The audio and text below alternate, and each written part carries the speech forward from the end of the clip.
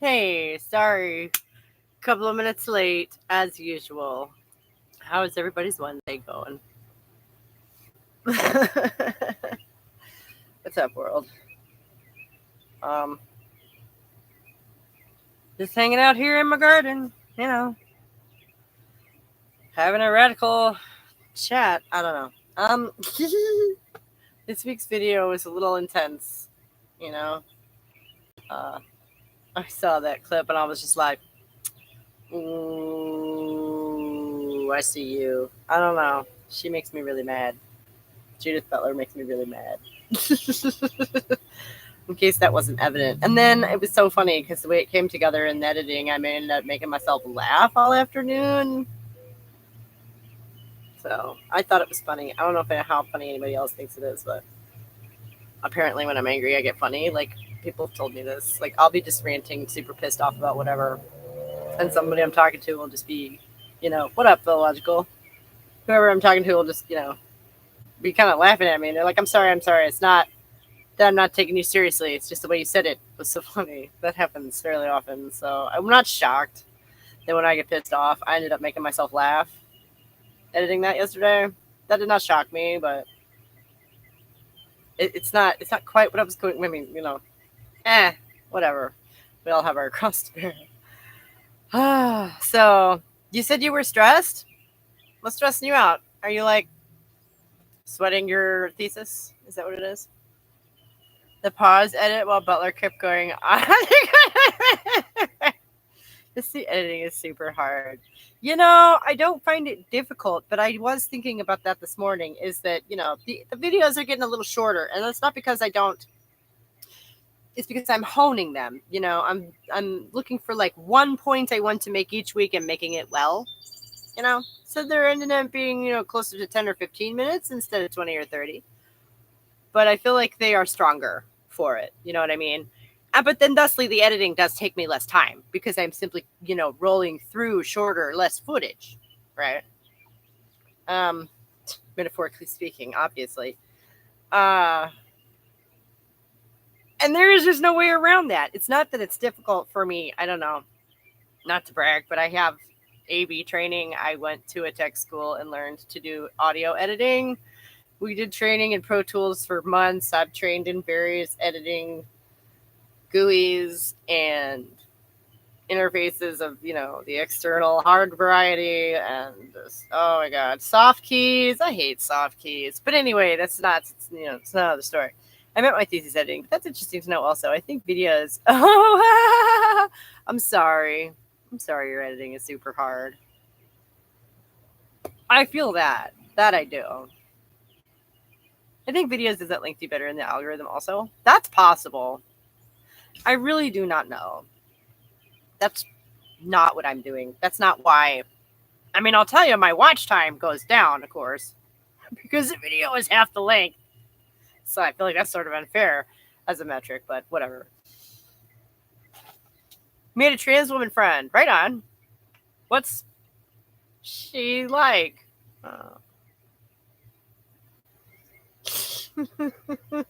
What's their name? Because I don't mind names. There's been a couple of trans folk who have gotten on with me despite my views before that all were trans men or non-binary. All right on. She's cool. I'm slowly bringing her around to trans medicalism. Oh boy.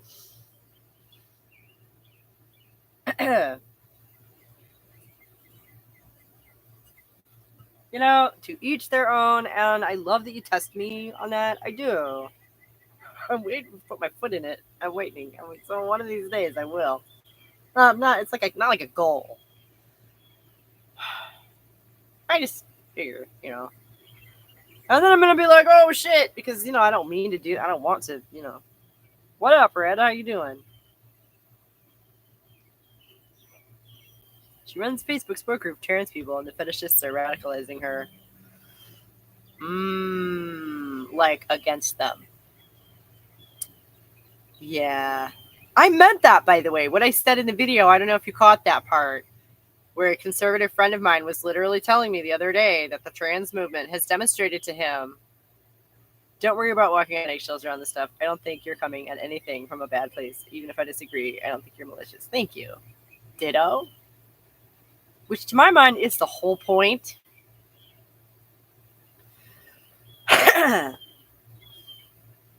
On the other hand, I've observed, myself included, everybody has one or two things that they just don't want to, like, that are, like, not up for discussion, if you know what I'm saying. So, I don't want to put anybody's hackles up, basically.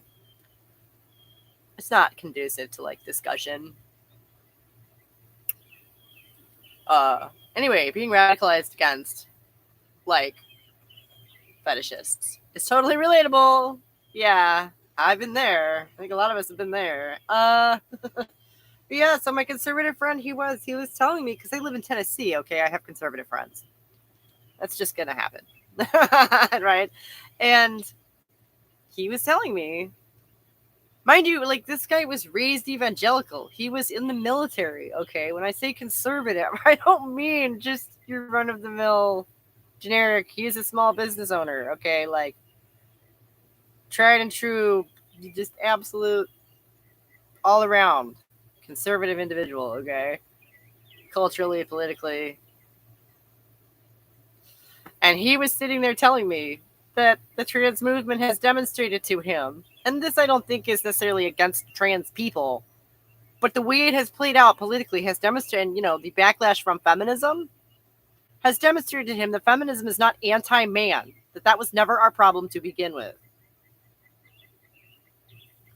I presented research at the first ever trans historical conference, and one of the speakers was arguing we have to include fetishists in the trans community, or else we're being transnormative. I was about to have an aneurysm. STG. I don't know what that one means. Learning. Swear to God. Yeah. Gotcha. Seems like your connection is good this week. That's awesome. Yeah, and this reminds me of what I was thinking when I was reading Butler's, bits of Butler stuff the other day, getting ready for the video, because I do it like to at least have some idea who the fuck it is I'm talking about. Which is that, okay, you can philosophize stuff all you want.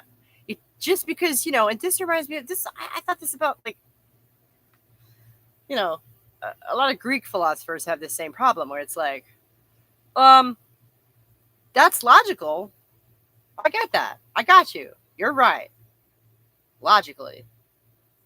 In practice, though, a lot of times things just don't play out the way they think that they will, do they? Or you think that the way that you think that they should, right? So I see, that is to say that I understand. I've seen arguments about being transnormative. You don't want to, rail against the boundaries and the limitations, only to go over here and set up new boundaries and limitations, right? That seems dumb. Which is, brings me back to the other thing I was saying about how, no, people, like, need boundaries, though. They are what form these shapes, the basic shapes that are the building blocks of, like, our minds. I need to read Butler's second book, Bodies That Matter. Apparently that goes into the biology more. Right.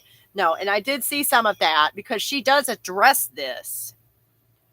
But from what I could gather, it was essentially by doubling down. And saying, oh, no, you're mistaken, though. And, like, I do not believe that I am. No, we need boundaries. I have my ass. Boundaries are what make shapes. Right. Of any kind. Like, literally good and bad. Right? Okay. And, like, try and tell a toddler they're not allowed to categorize anything. Try that. I dare you. Tell a 3-year-old they're not allowed to organize things into different piles, into different buckets, into different categories.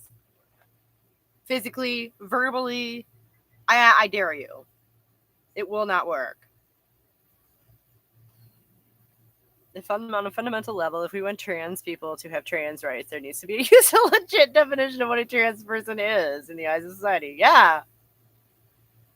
The same goes for women. And that is the issue here on my side. You know what I'm saying? Theories when they found out every cell in their body has a boundary. Not to mention, going back to like your mind, are you telepathic? And if you have no limits, boundaries to your mind, I mean, that would be like pan telepathy, right? Unless you're going to tell me that your mind doesn't exist. I don't know. The wonderful argument that I found against dualism that I'm actually still trying to wrap my head around a little bit is this concept that, like, okay, if your soul or your mind or whatever is actually separate from your body, then that would make it like what's totally separate from like the entire rest of existence, right? Like it's just like the one unique object thing, whatever, in the entire unit. Like that seems odd. I'm sure some of these people think they're oh yeah, well, projection can feel like telepathy, right? Now I know what he's thinking. I've literally heard people say that. Probably call themselves telegender or something. Yeah. I don't know. That sounds like telehealth, like telephone. I think like it'd be like, I don't know. They are pretty good with words. I will give them that. You know, which, you know, maybe is part of the reason I feel like decently well armed for this fight, right? Is because, oh, y'all want to argue with words? I got that, you know, like. But yeah, I have a lot of time for the Catholics' argument that the body and soul are a single unity. Like, I feel like maybe one is an emergent property of the other. You know, I'm not going so far as to say that you are your body bluntly, straightforward, the end. I wouldn't go that far, honestly, if you want to get technical, you want to really put me into a corner. Right. See. So, but like you can't, you know, and there's obviously like a flow of energy, right? That goes on, and then when you die, it stops.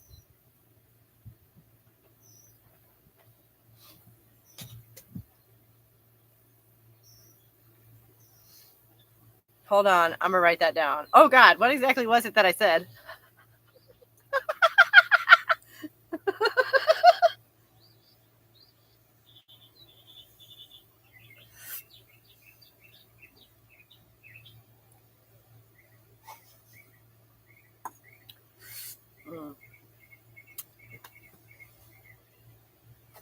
Oh, that is so good. That's what I've been looking for. Oh, that's so delicious. This is such Irish cream. So good. That puts into precise terms I have tried to articulate about the soul. The soul is an emergent property of the body. Right. Right.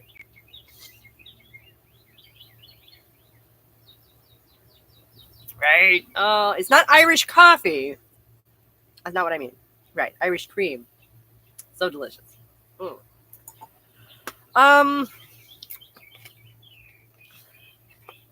I just picked that up this morning. Anyway. Yeah, but so it's not like you cannot have one without the other by that theory, but it's not as if they are the same thing. You know what I mean?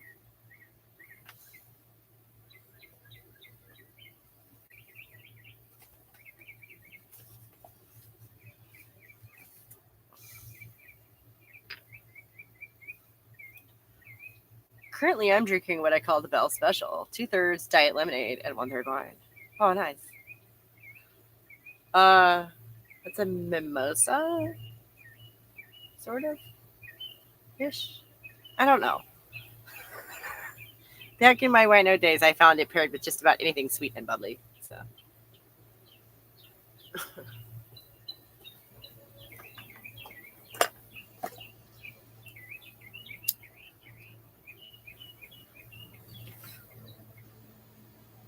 Yeah, for real, wine is great. You're right. Oh, is that a mimosa? Cool. I don't know cocktails. Yeah, a mimosa is like no wait, that's a spritzer. Sorry. A spritzer is wine and soda. A mimosa is champagne and orange juice. Specifically. Sorry. Yeah. My special is pineapple juice and birthday cake vodka. No, that sounds so delicious. Oh, that sounds so delicious. My favorite Catholic saint, Eugenius of Toledo, who was uber gay, apparently, has a poem that goes, someone fucked up in their body will be fucked up in their soul. I'm sure it rhymes better in Spanish. I do not disagree. There's an interplay there, right? It's like a feedback loop. Birthday cake vodka is a thing I need. Yeah, it's like y'all have Smirnoff over there. It comes in a million different flavors. Yeah.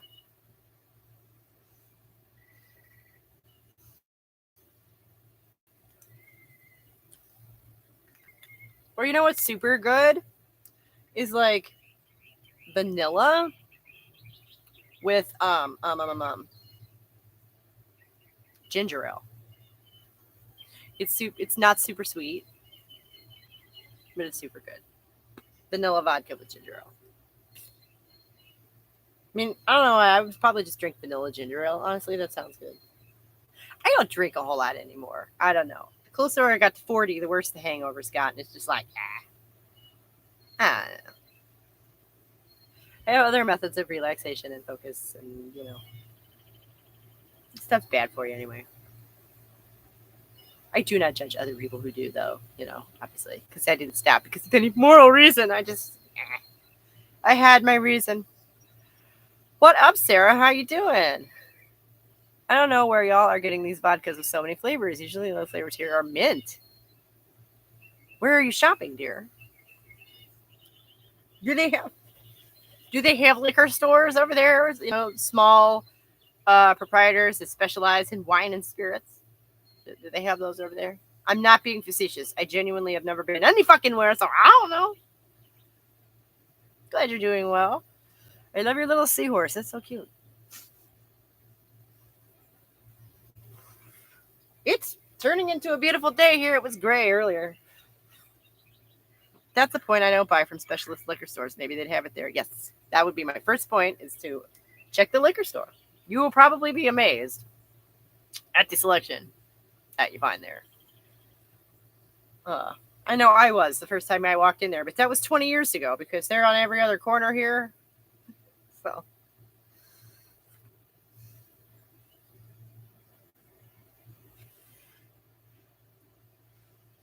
Like literally, there's one at the bottom of the hill. You go out of my neighborhood and make a right, there's a liquor store.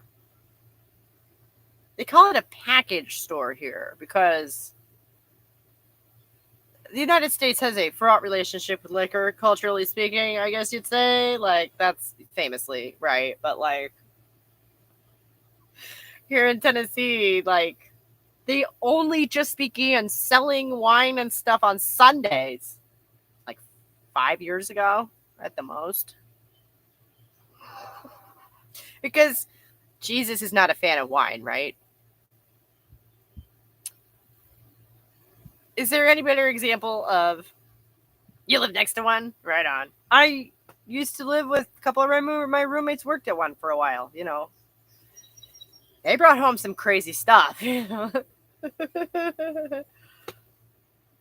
Sort of tangentially related to the body soul thing. Some experiences with a different friend of mine is making me start to think weed just drains people's life overall. Oh, that's terrible because I have not found that to be true at all. I'm sorry your friend is not having a good time.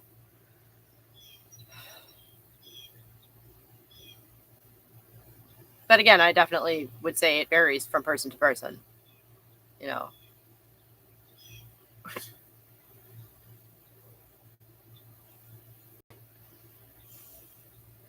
And in that case, strain to strain. Really? You haven't seen those people who just seem to live from high to high? Yes. But I don't think that's the weed's fault. and don't ever do anything which involves growth. They just kind of sit there. Yes. But I don't think that's the drug's fault. I think it is enabling that. For me, it enables other things because that's not what I want to do. And there are other drugs which enable basically only that, like there's a lot of pills go around here, and I have no interest in something that's going to make me fall asleep. What the hell kind of high is that? Oh, it's euphoric. Yeah, you know what else is euphoric? Getting shit done. I just can't. No. I love weed, lol. Yeah, thank you, right? I can't say that it's ever caused me to lose motivation or interest in life. That has not been my experience. But I can't say that it would be that way for everybody. I used to think the same thing, but now I'm questioning it. I'm seeing a friend who used to be really full of zest, had a passion project, and even though she still has it, she smokes weed all the time and just makes her just worse. Okay. Well, and some people can have issues with stuff like that. Like I say, it's not for everybody. I wouldn't say that. How old is this person? That might be a factor too.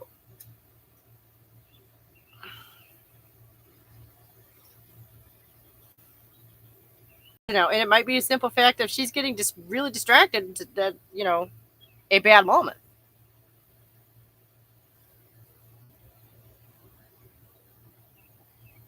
So she's like 26, maybe. Whereas if she were 20 years older and had just gone through some horrible shit, then it might be a lifesaver. You know what I'm saying? That level of distraction, that kind of, it's maybe it's not appropriate for her right now. Maybe it's not her thing at all. I can't say. I'm not going to sit here and proselytize for it and say that it is for everyone. That's absurd. Maybe she's also early transition and seems to be falling into this anxiety-riddled TRA stoner archetype. Oh, okay. So there's just some other identity stuff going on there, and maybe, perhaps there is some sort of an unconscious seeking of a way to avoid facing those things, just in general. Yeah, the type 2 like breakdown crying when someone misgenders them. Oh dear. I smoked every day before school and still got straight A's, so I don't know. It was hard college. It helped my anxiety, but I know people who don't like it, so it just depends. That was my experience as well. Like the year that I finally got, when I was 18, 19, I finally got out of my house, and I could smoke daily finally without having to worry about it, and like, yeah, I made the dean's list for the only time in my life. So, yeah.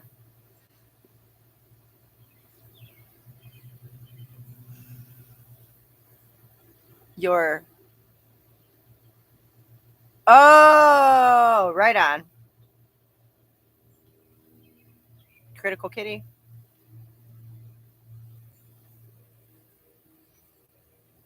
It's still alliterative.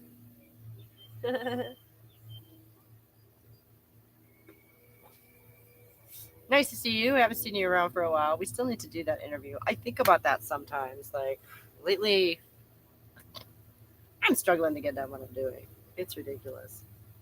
I'm helping her with voice training stuff. I haven't thought about that stuff for years. I've forgotten how interesting I found it. It's kind of in between music and language stuff. Hey, Critical, how have you been? Yeah. Like, same, actually. That's the real you? Labels, monikers. Yeah.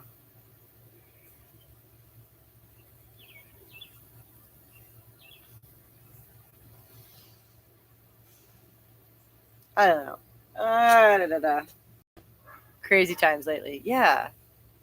Like, for me personally, not in a bad way necessarily. Just busy.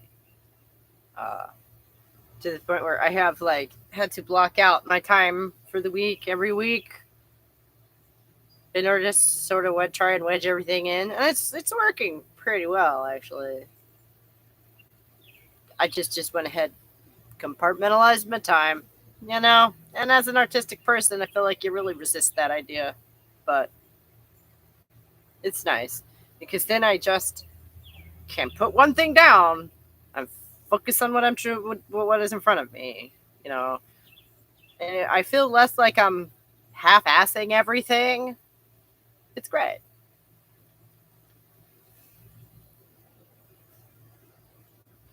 Along those lines, I'm hopeful that I will, reach a point in the future when I will be able to pencil in interviews, like, and actually, build that in, work that in with stuff. For right now, it has been a month since I actually got to really sit down and work on the damn book. Because writing day is supposed to be Friday, and a couple of Fridays ago we were on a field trip, and then this thing happened, and the other thing happened, and blah. And speaking of things happening, if anybody remembers the little kitty I had here with me last week, well, she was actually a he, and his name is Zimba with a Z, and he went home yesterday because he had a chip in his shoulder. So they actually found he and his dad had both got out from this family that was supposed to be watching him here while their owner moved to the big city down the way. So hopefully, the lady from the shelter came and got them yesterday, and hopefully they are going home. Right, yeah. And his dad, like they had, he had a little red sparkly collar with a matching bell. I saw this other cat. Not only did they definitely look related, but he had a blue collar with a bell. Like the same kind of collar. So I was just like, oh my God, that really helps. That helped,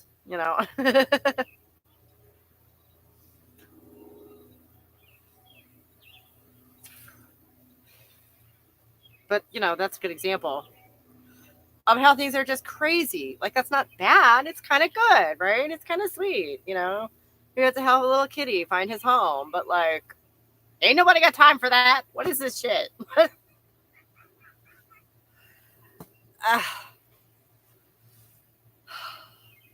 about you? Have the squirrels come back yet? Have the squirrels come back? It's springtime. I know everything is going crazy here. Look at this. We're going to have pop peonies if they can get enough light and water under here. And these are beautiful, and I do not remember what they are. Can't really see them. There.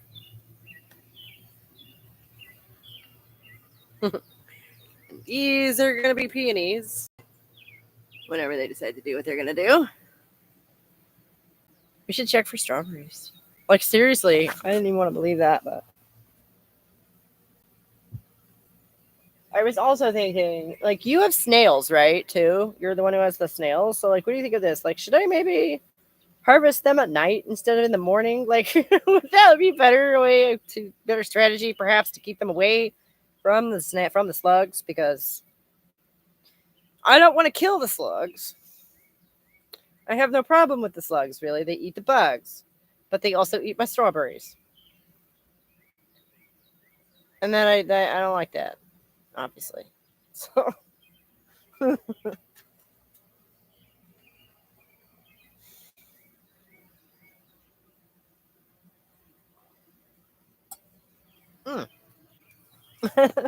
let's go see if we have any strawberries.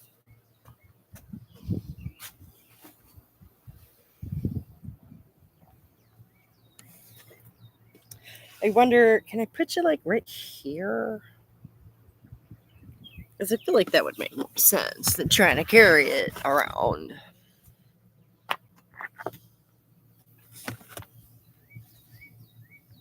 There we go. Squirrels are back, and I have a murder of crows and bats. I adopted 2 cats a week ago. Lots of pets. Oh my gosh, this woman from the animal shelter, she actually lives up the hill from us. And she was talking about how she had been taking care of a colony of feral cats. And she just sort of casually mentioned how they had moved into her house. And I just thought, wow. I mean, I like cats. But, yeah, I do not want a colony of feral cats moving into my house. I like cats, but I don't love them like this woman does. I honestly have no idea what to do about that.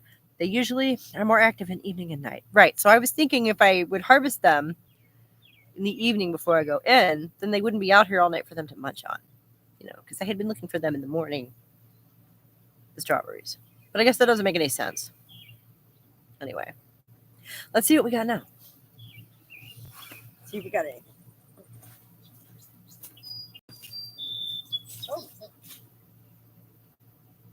See, he's been chewed on. Ah.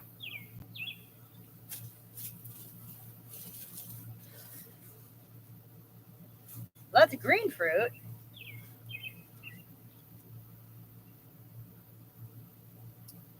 There's a nice little one that I would like to give another day, but I'm afraid if I do, I'm going to come out here tomorrow and find it's been eaten already.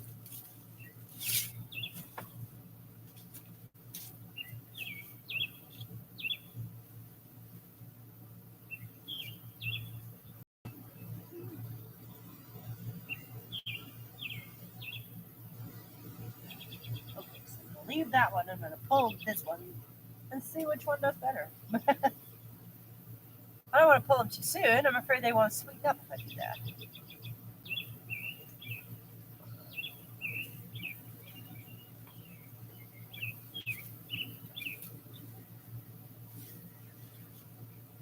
Oh, we got some nice growth though.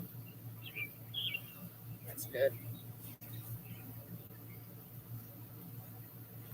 And I don't know if you guys can see up here, but we have at least one apple coming on the. Ooh, I think that's the second one. Ah, we might actually get some apples this year too. How cool is that? Hmm?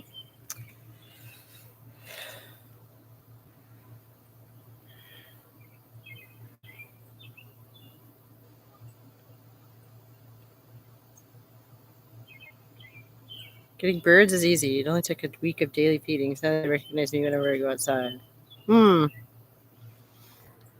Birds are not stupid, right?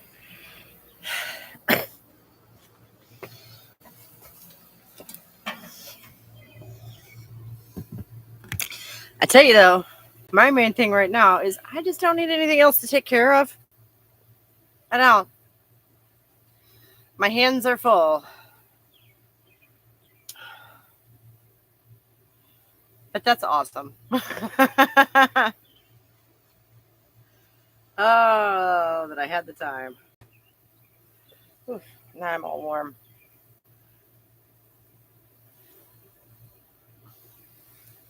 What about the bats? You have to feed them at night?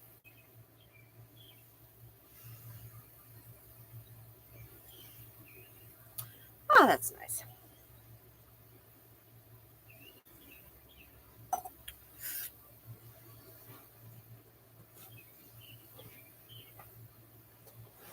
I should sit this way, right? Y'all don't need to see the stupid, ugly ass wall. You want to see the beautiful plants.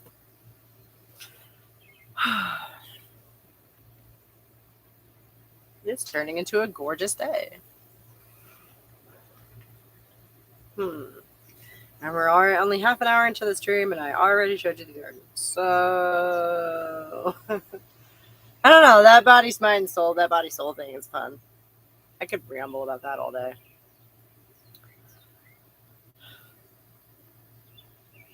But so, by that theory, I run into a lot of people who the one paranormal, supernatural, whatever you want to call it, thing they do believe in is ghosts. And, if consciousness is an emergent property of the body, I'm not so sure about ghosts, right? I don't feed the bats. I just got a bat box off Temu, hung it up, and they moved in. Whoa! What the hell is that? That's awesome. I want one. I want a bat army. That sounds awesome. I have near woods, so lots of animals. Well, again, it's semi-rural around here. I could literally, I don't know about in my yard, but there's definitely a couple of just wild spots. I was thinking about that. Would you guys be interested in that? Like, just for fun. Not like instead of the video, but like as a bonus thing, just like randomly to show you some of the like woods that are right by my house. Like, it is shocking to me. There is some old growth stuff like right down the hill that is amazingly gorgeous. Would y'all be interested in clips of that? My mom is a ghost hunter. I'm still a skeptic. Yes, I've seen that too in my friend's Trans v Truth debate group on Facebook. Someone asked about paranormal stuff, and ghosts is by far the most common one people believed in. Yeah. And it's strange because it seems to come right after that. It's like, oh, you just came up with a rational explanation for why a soul might exist. So what about ghosts, right? It kind of nixes the idea of anything more than like residual energy, right? That I might believe. That some kind of just extreme strong output might leave some sort of impression. That I might believe. But that's it. Or I don't know, fucking evil entities. I don't know. Not demons, obviously, because I'm not saying like the devil, but like some sort of perhaps concentration of destructive force that is ethereal. I don't know. I can't see a reason hypothetically why such a thing would not exist. I would be down for a wood blog. Could be cool as background footage on a video for you with your voiceover. Ooh, I hadn't thought of that. That does sound cool. It certainly sounds more engaging than me literally just being like, look guys, look at this. It's so cool. Look at how pretty. Look how pretty. You know, like I wonder what I would talk about. Oh, you know, because I sort of piggyback off, you know, I find somebody to disagree with and then argue with them, usually. It stops the whole rambling, you know, like this thing that I tend to do. And it makes it easy to pick a topic. They pick the topic for me. You know, I don't have to brainstorm topics. I find somebody else talking about something that, you know, strikes me and I go, there, you know. That's literally how I pick video topics. So, like, maybe the voiceover could be a chapter reading. Ooh.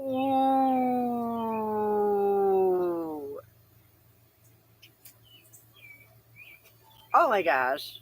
That sounds so much fun. I have to pick which one. I mean, I'd want to make it a good. Should I start at the beginning? I don't know. We have an old mental asylum in our town, so it's a big thing here. I've probably seen a couple of clips of explorations of that on, you know, some of the ghost video compilations I watch when I'm just trying to not think about stuff. Because, you know, they're engaging enough where you're squinting at the kid screen going, oh, I don't know, do I see it? You know, and distracts me from thinking about whatever. Without actually being interesting enough to spark other thoughts, you know. I think we all have that thing, right? Old mental asylums are so cool. I like that they're not asylums anymore. Those places were shitholes, right? What a living nightmare that was. My friend and I used to hang out in one at night. Just so you could say that 10 years later or whatever, right? I love it. Dare one ask what you did there?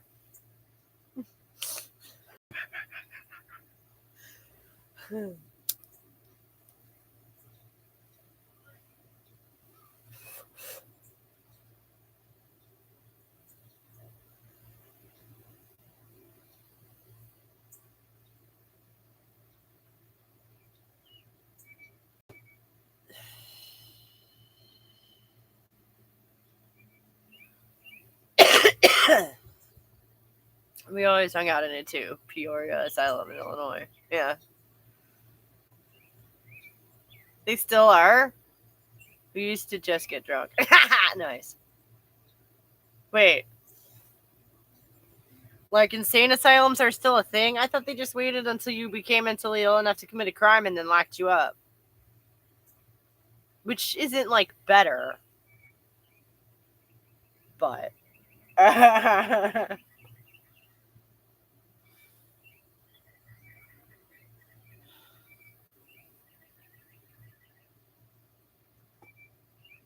We'd go out at night and stroll around drinking, get back to his place by 3 a.m., but it was too cold at his place to sleep, so I'd read these sociology textbooks while he slept. There's a memory, huh?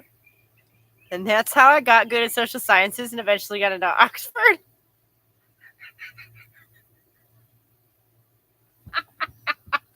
I should have known you were an Oxford person. Not Cambridge, of course, obviously. My mom and I did EVPs and tried to find Gus with all her equipment. With friends, we just smoked weed. You're right, yeah. Nice. The one we used to go to is still partially operational. Someone I know actually stayed there for a bit. Schizophrenic episode. Okay. Now, again, should you stumble across one of the few modern mental health facilities out there, I do not believe they compare to, like, your old school insane asylum. You know, there's a difference between spotty treatment and just shutting people away because they wouldn't behave themselves. Right? It's not the same thing. They don't do that anymore. I peaked because after being beaten, I was put with a Tim in the state psych ward.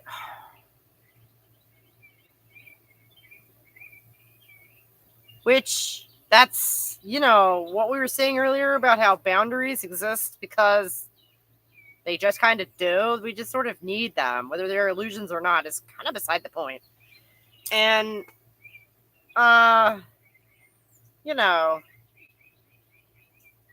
not even to say that person shouldn't have been in there at all, but certainly not with someone with a case history like yours. But in order to make that assessment, you'd have to be able to differentiate. I'm sorry that happened to you. Right, and that's not your fault, obviously.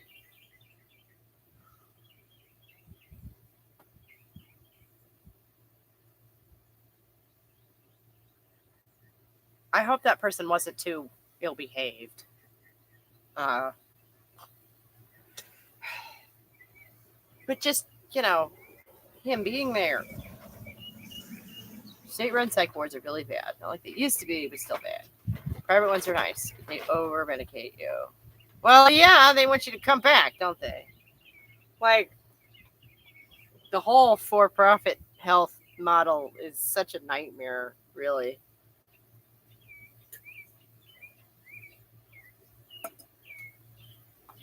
Some dystopian nightmare fuel.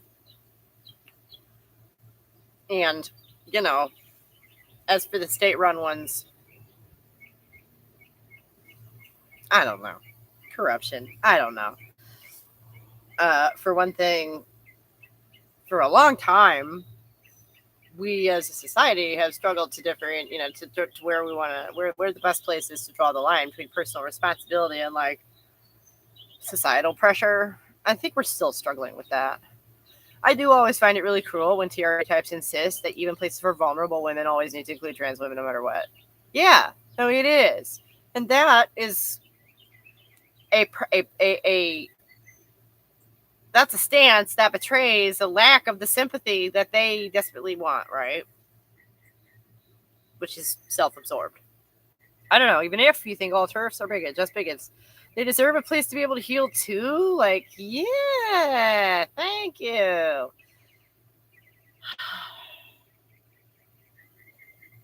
I've been on this call with you on mute for almost 2 hours, but I'm here to support you in spirit at least. Aw, thank you, honey.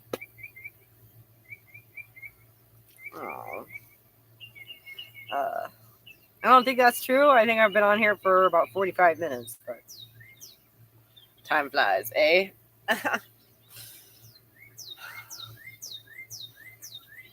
Right, no, and that's the thing. It's like, you shouldn't tolerate intolerance, right? But there's a difference between tolerating someone's political leanings, in the public sphere, and not denying them treatment in the emergency room, sort of thing. Right? There's a difference there. And you can, like, oh, who's awful? Like Marjorie Taylor Greene, who I cannot stand, should still receive treatment should something happen to her and she winds up in an emergency room. I obviously, you know what I'm saying? Like, she shouldn't be allowed to run for office ever, ever, ever, ever, ever. That's ridiculous. But that's not the same thing. Right. I would have been okay if I wasn't in that state, and every other time I went, it was sex segregated, so it was a shock. If you wasn't in that, you're right, in that mental state. Right. But again, like, being in a place like that, one might anticipate such thing. Right? And I mean, I don't know. I think ideally, and it's like, okay, here's a little story for you. My one experience in such a place, my roommate, the first night I was there, accused me of trying to attack her because I was in the next room brushing my teeth. Okay, so I'm not certain she needed a roommate. You know what I'm saying? I'm not certain everyone in those situations needs a roommate. I would have rather been in a smaller room, and that would have been fine, you know? They were a trans woman with a full beard? Okay.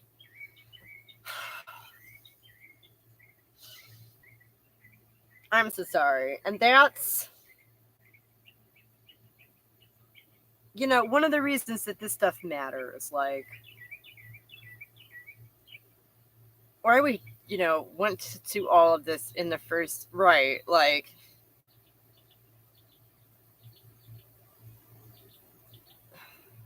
and I've been struggling to articulate this. I think a lot of people are struggling to articulate this lately. The difference between someone who actually wants to join a club and somebody who wants to show up and lead the club.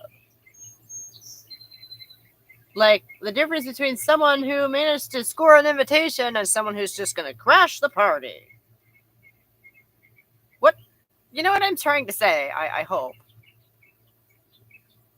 Like, the guy with the beard in the mental health ward is the party crasher for hardcore, right? Did they still insist on she, her pronouns and get mad at people who misgendered them? You know it. Right, so that person is simply there for their own validation. That's all that is. There are other examples, and it strikes me as an example of a predatory behavior where you see how far you can push people. Where that is the point of an interaction with a given individual, is to see how much you can get them to do. And then that tells you something about them if you're a predator. Okay? If you say predatory behavior, people think stalking. That's not necessarily at all what I mean. How are you wearing a full beard and then getting mad when people call you he? I get that this person was on a psych ward, but Jesus Christ. And probably, and apparently not for that, right? Or they wouldn't have had him in the women's ward. But that might be a good indicator. That might be a good example of a case where this is probably not a healthy behavior for that person. Like, for the person with the beard, he is not behaving like a healthy person in that case. Whether he believes that he is a woman or not. Either way. That does not indicate what you call functional intrapersonal dynamics, right? His parts are not working right together in there. Somehow.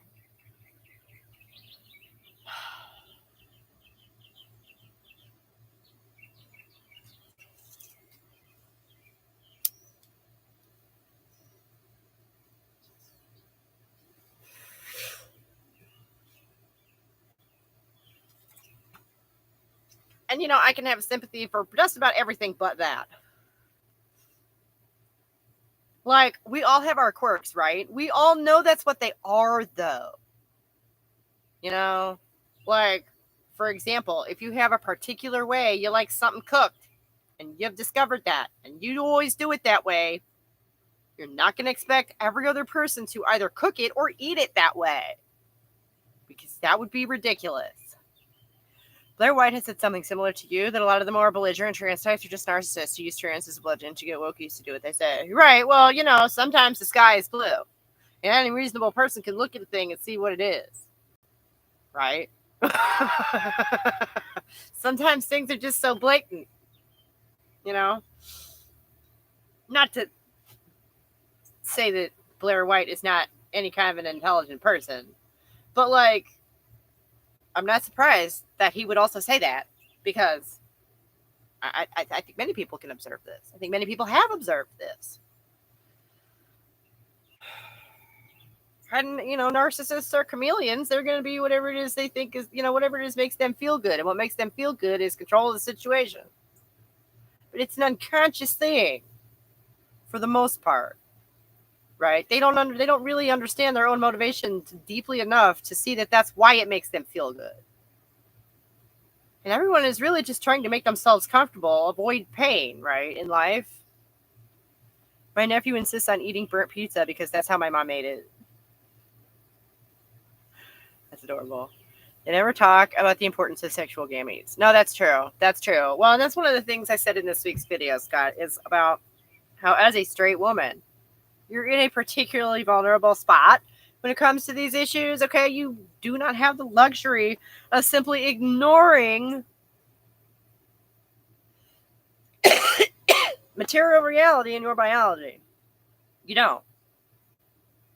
Even with the contraceptive, even with hormonal contraceptives, because they fail. They still fail, right? And if nature comes knocking on somebody's door, it's going to be yours, right? Which I think goes back to a core reason why I feel the need to speak up in all of this. I feel like that particular perspective is not being heard much.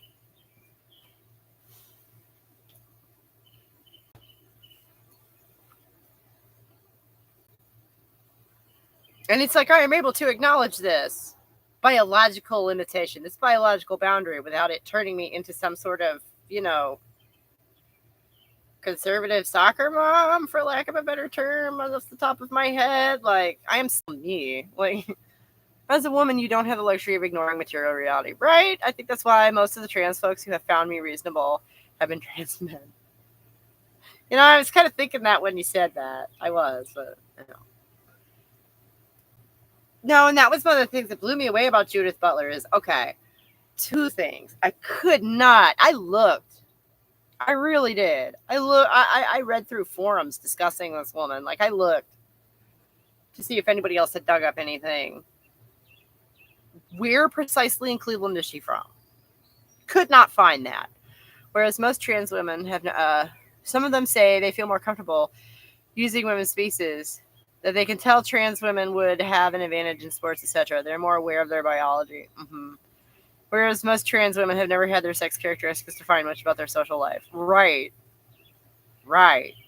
I've had this thought before, and I wonder if dualism isn't a particularly masculine philosophical framework on its own in this way. Because as a man, you're born, you grow up, you get older, and you just kind of, and you die, right?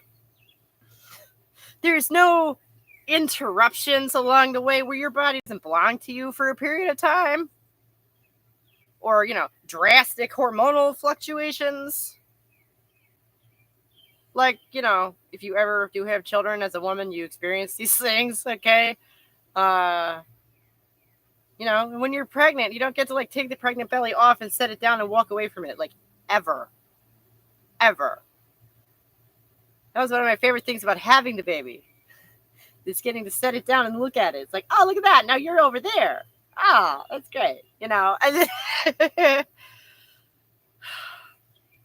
want to talk about your biological characteristics defining your social life. Look at that. There's a whole other person who wasn't even there before. How about that? It's wild stuff, okay? And it does. It changes your perspective in a very foundational way that men just don't have. It's not to diss them. I do not, hate men, obviously. I do have that. I have a husband and 2 sons. Like, come at me about hating men. Seriously. It's not about you boys, okay? No, it's not what this is about at all. And part of, defining one is looking at the other and saying, I just don't know about that part, And I think dualism is harder for women. I do. The idea that you're just a separate entity sort of attached to this physical form, by like a fine tether, a mystical tether, is like, I just don't know about that. It's like we're sunk down in it a little deeper. I don't know. I've worked with men who made me firm believers of male PMS and male hormonal mood swings. They were very difficult to work with. I'm not saying men don't have hormonal swings. That is not what I'm saying. But I tell you, man, the drastic swing from full 3rd trimester pregnancy to like 3 months after the baby is born, it's like you're a bathtub and all the water has drained away. Okay, like I do not know it's not anything like what I have ever encountered in ordinary life. And I have, obviously regular hormonal fluctuations like anybody. and I have my PMS, moments. But this is just a whole different ball game. Like, okay. And I just, excuse me. But so, go from being a person who's never had a baby to having that experience is to sort of step away from the male default setting of life into basically uncharted territory at this point. Because you alone there. Ain't nobody else talking about any of that shit in any serious way. In any kind of larger cultural sense.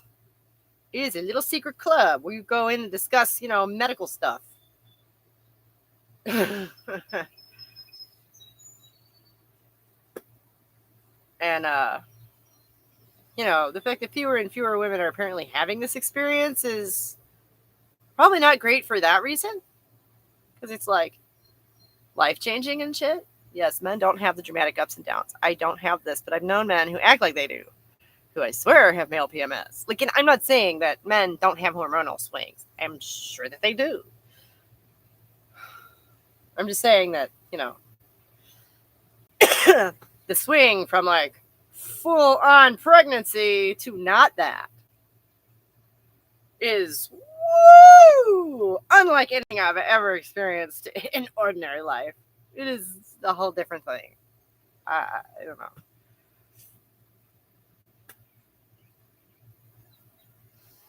And,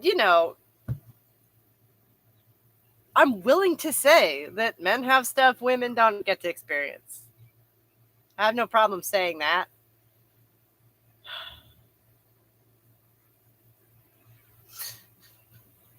There's definitely some things about the masculine perspective that no matter how many times I try, no matter how old I get, no matter how long I look at it, I'm just like, I disagree. I don't know. I just can't. And a lot of it is large perspectival stuff like that. It's not the details of the setting, it's the setting itself. Yes, men don't have menopause. Instead, they have gradual decline as they get older. Right. But so for them, it's much more of a linear trajectory, right? You're born, you grow up, you get old, you die, right? And like physically, developmentally. As for women, you have all these you can have these little developmental, eddies along the way. And they don't all have to have to do with having children. I'm sure that any kind of like, PCOS or endometriosis or any of those lovely unstudied painful things probably are very distracting as well in a much less potentially positive way, right? But again, it's the kind of thing that affects your daily life to an extent where like you can't just ignore your body. You don't get to do that. Not to mention regular menstrual period, right? if you lose track of what month it is, like, men just tend to live in their heads more, I guess. They do. I would say that. And that's probably a big part of why, is if as a woman you lose track of what fucking month it is, you might be in trouble. You might be getting ready to look at a real life change.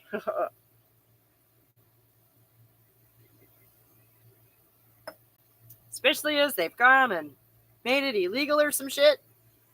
I'm not looking to have kids right now, and it's all so ridiculous over here lately. I'm not exactly sure what the rules are around here. Yeah. I've known men who displayed wild, volatile mood swings. They're way worse to work with than women who are going through PMS. Much more frustrating. I would venture to say that those were probably vulnerable narcissists. It might have nothing to do with their fucking hormones at all. What you have on your hands there might be a minor league psycho. Okay, just possible alternative there.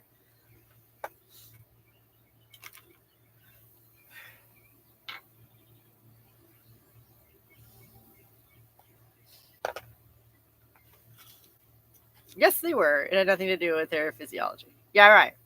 See.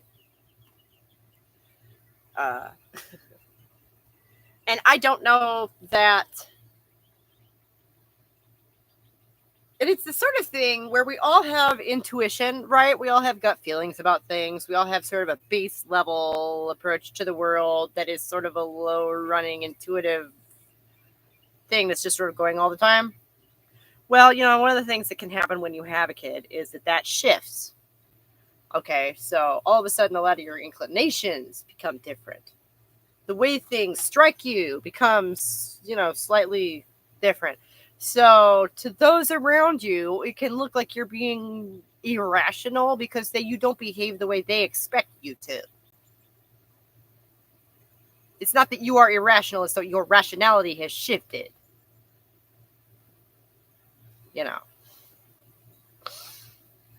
But again, this is like this kind of thing that strikes me as perhaps a particularly feminine approach to philosophy,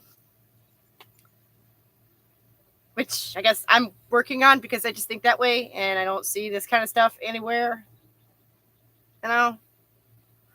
Actually trying to describe and make sense of the female experience as opposed to trying to tell us what it is. Narcissistic men are so much more frustrating and stressful for me to work with than women who go through PMS. Well, yeah, because one of those is an organic issue that women deal with sometimes, and the other one is a mental illness. So, yeah, I guess that's what I was getting at with the whole shifted rationality thing. If you are going through PMS, it's not that you're irritable, yeah, but it's not like you are irrational. Or, hopefully. A lot of times, though, it's shit that would have bugged you anyway, and you would have been able to ignore it.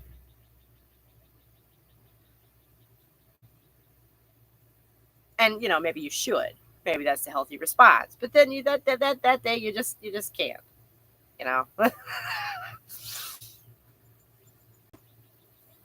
Which maybe isn't the most rational thing, I suppose. But it's not randomly lashing out. It's not maniacal, this, nonsensical. There's a reason to it, a rhyme and reason to it, I suppose, is what I'm saying. I don't know. I can't speak for menopausal. I don't want to speak for all women anyway. Like, that's not what I mean to say. But I don't know. I suppose we don't want to self-censor either, though, right? Like, I am speaking in a general sense from my own experience. How in the hell else do you do something like that? Like, what? It's like a suggestion. It's like, here's my expression of what, I believe I'm experiencing. What do you make of that? It's more like that. Like, that's what I feel like philosophy is supposed to be. I'm not interested in being told I am mistaken about the fact that I exist. Okay, which maybe a glib interpretation of Judith Butler's work, but that's, to me, explains, quite frankly, a lot of her condescending tone. She comes across as somebody who feels very secure in the fact that they know better than every single fucker they ever run across. Which, good for her, I guess. I disagree with the thing that she thinks she's right about, though. The core of her philosophy appears to be that thing where, like, the individual actor behind the behavior is a myth. And I'm just like, no, though. Okay? I'm just going to categorically disagree with that in a similar fashion to what I was talking about with asceticism in Christianity, in Buddhism, in anything else I looked at. Okay? I just disagree. I'm not, I cannot follow her anywhere from that because I'm not going to go there. No.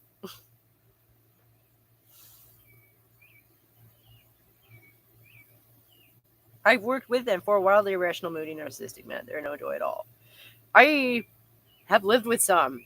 No, they're not any joy at all. To be fair to Butler, she probably does. With her writing, you can tell it's linking into this massive debate that she's privy to, and most of us are probably totally ignorant of. Most of us are. Right. She probably does know better than us. I'm sorry. No. I'm not pretending I understood it, by the way. I could get to the core ideas. But Butler is super hard to read. Yes, I noticed that too. Okay. And I am unimpressed by that. Bitch, if you cannot state your ideas simply. I mean, I understand things can get complicated. Okay. But you don't have to say it all in one sentence. Stair step us there. Okay.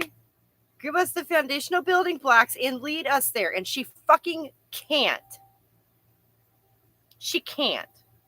Actually, honestly, come at this in good intellectual faith. She cannot do that. Because she's wrong.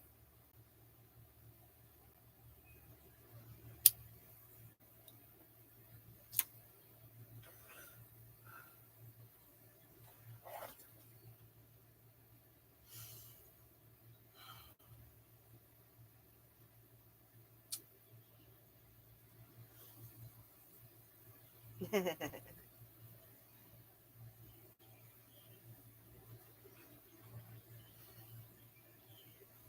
mean, like, she literally sat there and said there's no one biological thing that makes you a woman. It's like, and you saw, I hope, in the video, I thought I did a pretty good job of responding to that, and flipping it back around the way it belongs. It's like, no, the sex is the one thing that's not optional. Everything else is. That's the whole point. It's because Gender Trouble is as a book, is for other philosophers who have already read tons of Lacan and Freud and, oh, yeah, right. She didn't write it with that kind of step-by-step scaffolding in mind. Okay, fine. But she has written that was 30 years ago?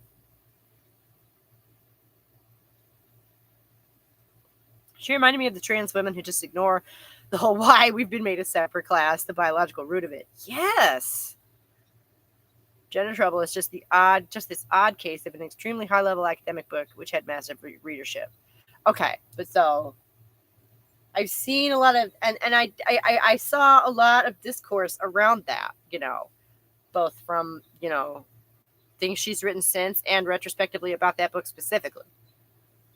And as I said before, she seems to have just kind of doubled down on the whole, no, it's all in your head thing. Like, I mean, yeah, like literally, but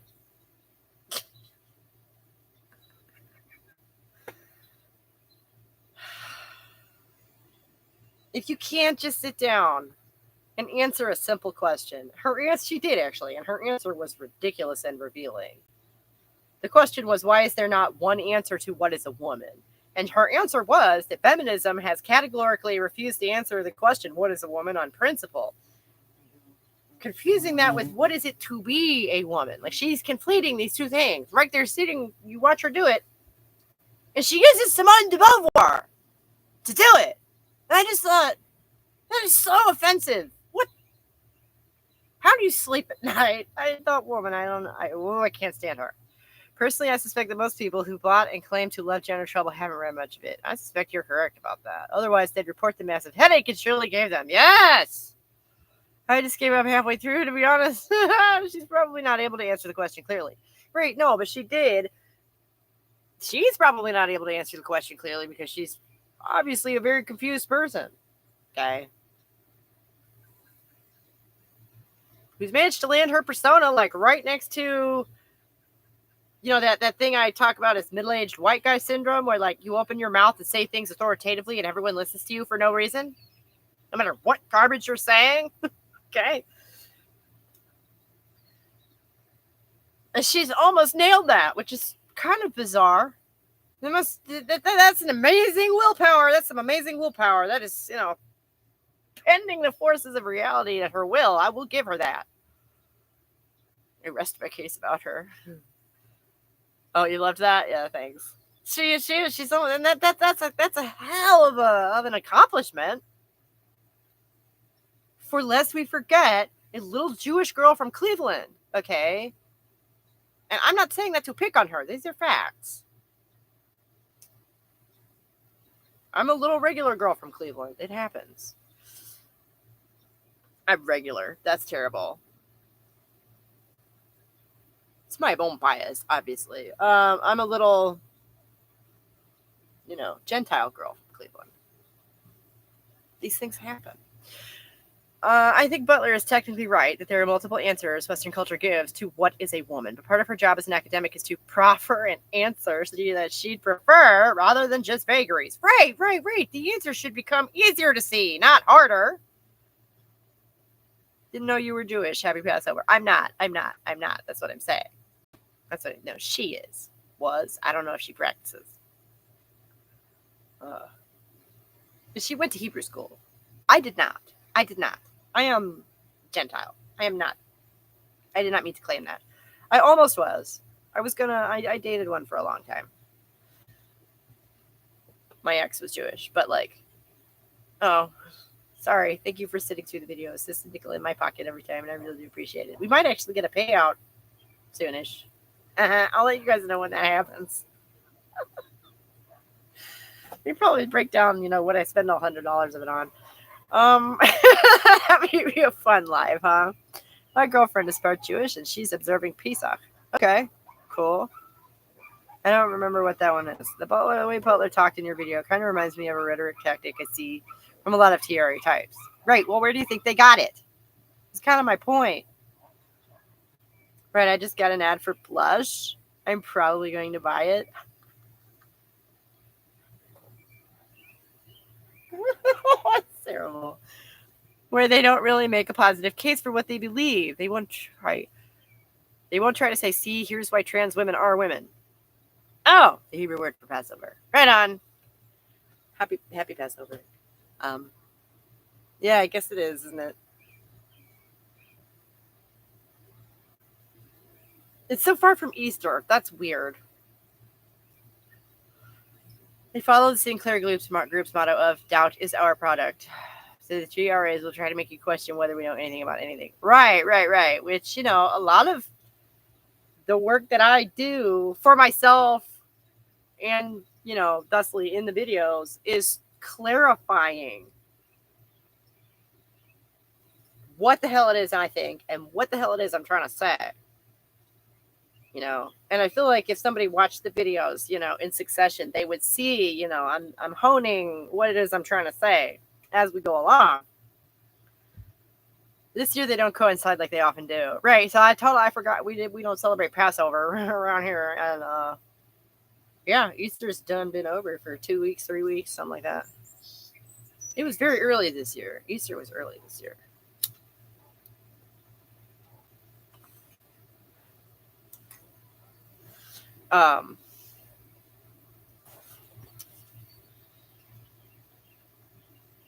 Doubt is our product. Yeah, no kidding.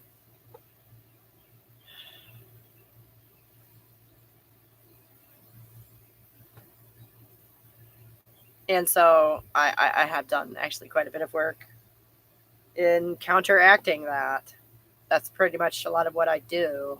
And I decided a while back that I want to pretty much have that be the way I go with the channel. So sometimes, and it does include, trans stuff sometimes, and it isn't, but it isn't always. Hey, the egg came out of my collar for what it's worth. That's good. Which is just to counteract some of the awful feminist messaging I see in the world, which is very easy to find. It does sometimes lead me to repeating myself, but as I say, that's not always bad either, because number one, somebody might see the one video and not another, and number two, then it gives me the opportunity, like I say, I'm sort of honing my message. I think Judith Butler is in great denial about some important fundamental basics about sexual biology. It may be her way of dealing with her internalized lesbophobia and misogyny. Right. That is my suspicion. And then, you meet somebody who has just doubled down and doubled down and doubled down and tripled down and quadrupled for decades. And it's like, I'm not going to break down. I'm not going to be the one to break through that. Wow, But I will take her on for the benefit of others. Because apparently this woman is very influential and she is spouting some total nonsense. Hey, has anybody told you how pretty you look in that green dress? Surrounded by all those pretty green flangy linen. Oh, thank you. Yeah, it looks good today, doesn't it? The sun came out for us. Yeah. Yes, you look lovely in that dress. Good choice. Thank you. It's also very comfortable. That helps a lot.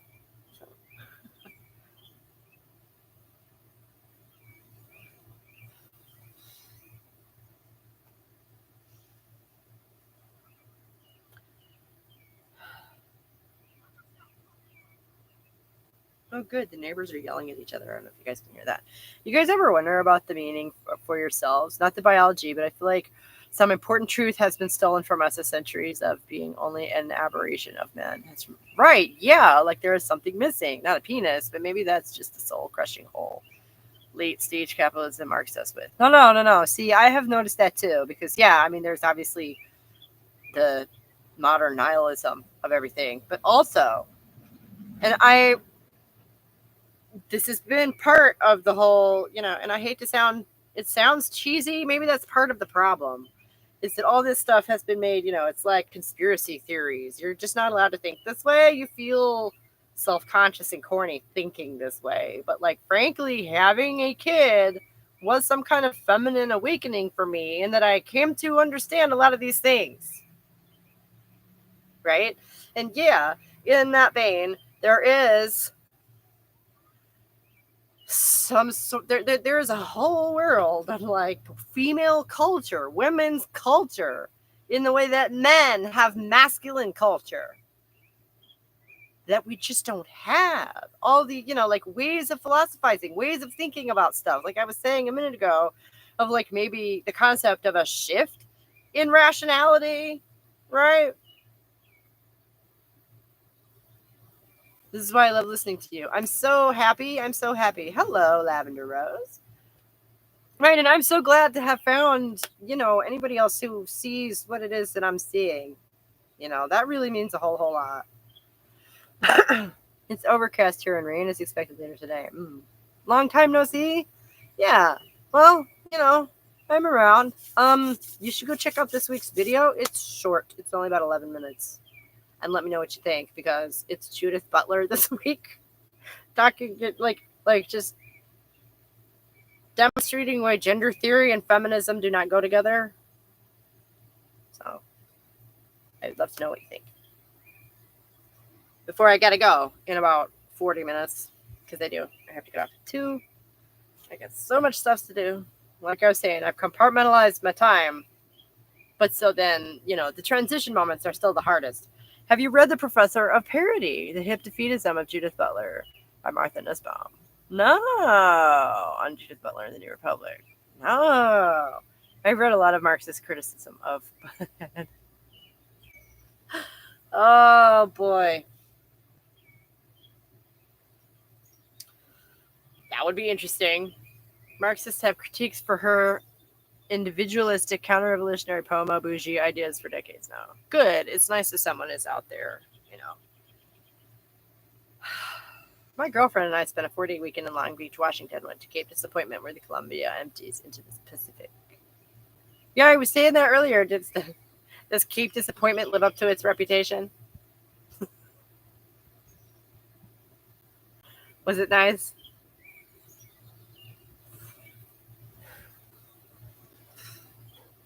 Like, am I sounding anything like those critiques? Are the Marxists critiquing her from a particularly Marxist perspective? I'd be interested to hear about that. I mean, the individualism of it, obviously. I feel like those two things don't necessarily. I mean, I guess Marxism does deal with, the individual and like identity. It does, but I'm not certain it extends to that. Like, I'm not sure there's a whole lot of crossover there at first blush. The view is not disappointing at all. Well, that's good. A bit. Marxists critique her for individualism, rejection of materialism. Reality, right. I gotta say, she seems to have made her career philosophizing away reality and has had some success with it. Like I was saying a minute ago, she seems to have just about nailed that thing where, middle-aged white guys open their mouth and authoritatively say shit and people just listen. She seems to have almost nailed that, which is quite the feat of will. Okay? I'm not saying she's not a smart woman or, anything like that. She's clearly a force to be reckoned with. Girl, why? Why?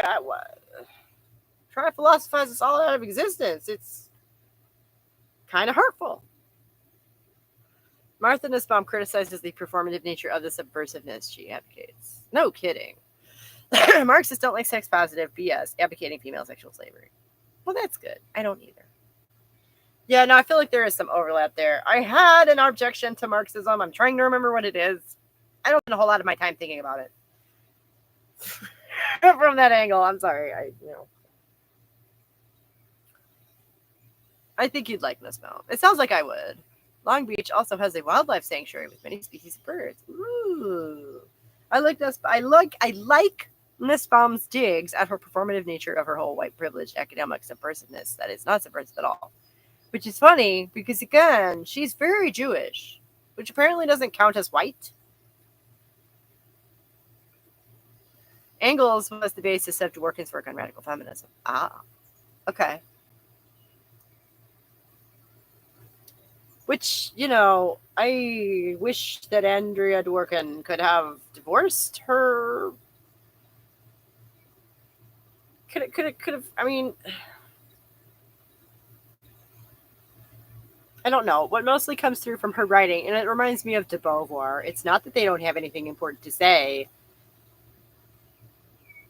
It's so doom and gloom, though.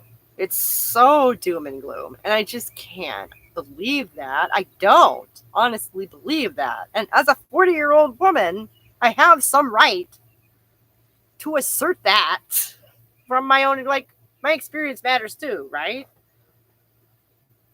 Back in the day, Jewish women were considered third world women, and a term I hate, but they were never considered white until recently. Right, yeah, there's all kinds of Jewish. No, true. You would love Long Beach. Lots of ocean beach to enjoy. Fun places to eat and shop. Good bakery there. A totally different world from Seattle or Portland. Nice. Female sexual slavery is depressing. Yeah, and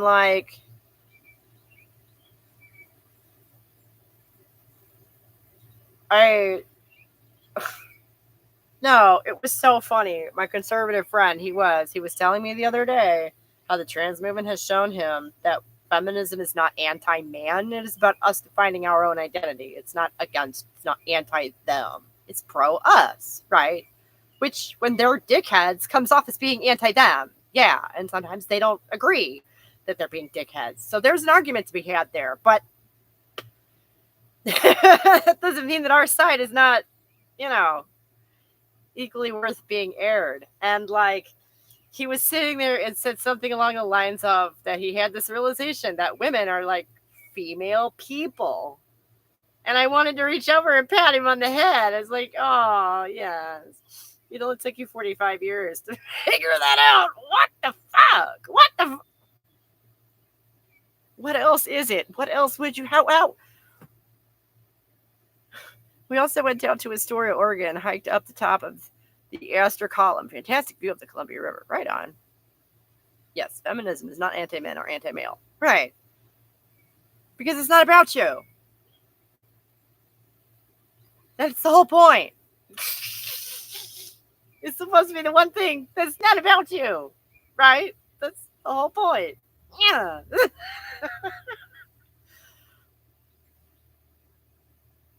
And I can't believe I laughed because it took me so long to see how clear that is, how obvious that is. Like, obviously, misandry is not feminism because it's about men. Obviously, it can't. No, that can't be. Radical second wave feminism doesn't assign an essential character to anyone.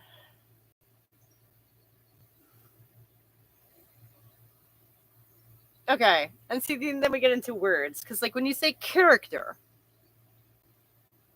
there are various things that word could mean. No original sin in second wave. Oh, I definitely don't believe in that.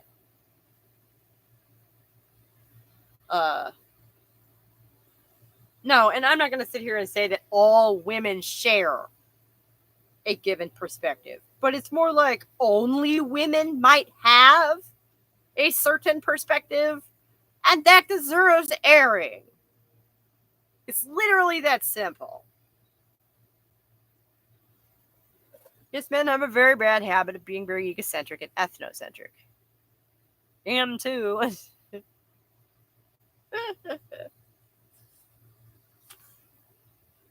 The black pills believe men have a sort of original sin. It starts to get religious after. Ooh, hadn't thought of it that way. Yeah. Well, and this is just my optimism kicking in. Or, I don't know, it seems rational to me. Like, the other half of the species, I have critiques of black pills. I am interested in those. Because I don't really know what to say. If you have had such a dreadful experience that some of that stuff makes sense to you, I do not know what to say.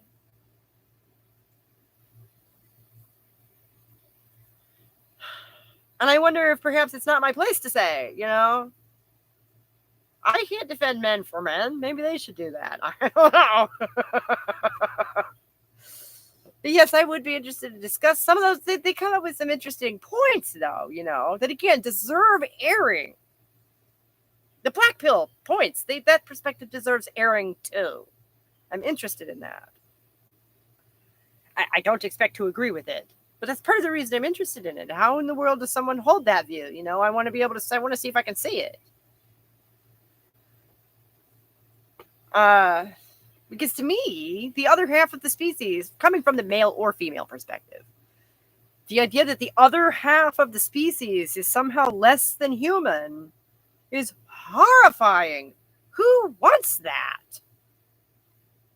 We might as well just pull the plug on the whole thing now if men are not human. It's freaking cope. The black pill is a cope. Yeah. Cope for some really awful truths, though, that they have experienced. Okay, I'm not going to sit here and just... I feel like I can't just hand wave away that stuff because it doesn't reflect my experience. Because I'm not going to tell them that those awful things didn't happen to them and that men weren't responsible for them, you know, and weren't enabled by patriarchy to do those things. Like, I can't argue with that. Black pill men are filled with intense anger and resentment towards women and also have deep feelings of nihilism. That's what sexism is all about. Nihilism? I guess. I mean, I can't think of another reason why you'd latch on to the idea that the idea that as a straight person, the idea of a partnership in life is with the opposite sex part, you know, the couplehood thing, the pair bonding is not possible. Because the other half of the species is less than human. To really fully bond with that person is not possible. That's depressing as all shit. Who wants to believe that? How do you have any hope, you know, for the human experiment under that belief? I don't know. A lot of black pills have sexual trauma, but that doesn't excuse them from critique. No, it doesn't. No, it doesn't. I'm saying that I'm not sure how to do it. I'm not sure how to go about it. You know what I mean? Second wave is more hopeful and optimistic. We don't believe men are inherently violent. It's a choice. If it's a choice, we can hold them accountable for their choices. Right, exactly. I'm very deeply wired for pair bonding. I've been with the same woman for 20 years now. Right, see, and there are men who are that way. Not all of them. Not all women are that way, but there are people who are that way. I read something somewhere about, the human species having 2 different mating strategies. And I think that might be part of what's going on here. Aren't they male supremacists? I've known them. They're miserable jerks who refuse to address their issues and blame women in society instead of doing the work. Well, that's nihilism for you, I guess. Some women who have suffered sexual trauma start to believe that all men are inherently violent and it's pointless to try to change society, so they aren't raised to be violent in order to dominate. Right. I'm not sure how to communicate with that. Obviously, I do not agree with it. I'm not sure how to communicate with that.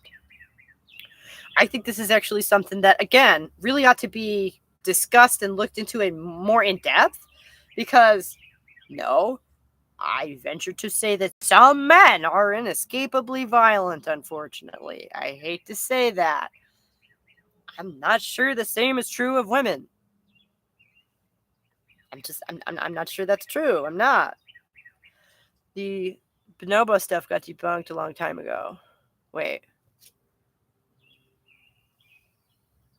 It was a leftist male wet dream. I've known men who've done it with hundreds of women. No exaggeration on their part. My body count is far below average for a man my age.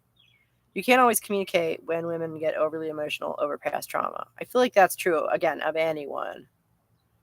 I could definitely see where that idea would have appealed to me as a teenager who was abused. Luckily, I couldn't believe it. Right. And